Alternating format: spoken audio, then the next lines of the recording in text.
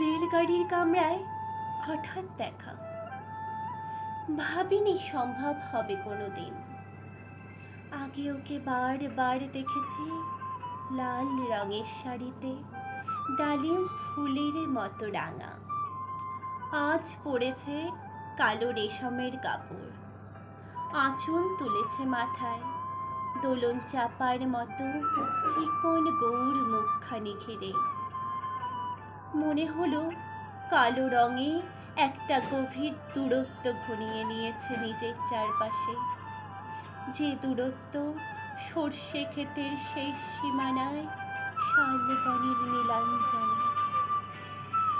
থমকে গেল আমার সমস্ত মনটা, চেনা লোককে দেখলেম অচেনার গাম্ভীর্যে।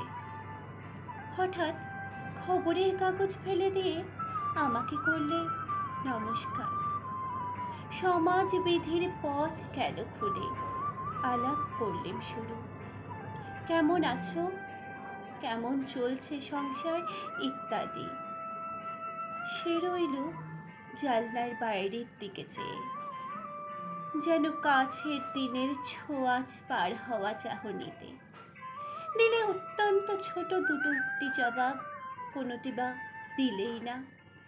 বুঝিয়ে দিলে হাতের অস্থিরতায় কেনই সব কথা। এর চেয়ে অনেক ভালো চুপ করে থাকা।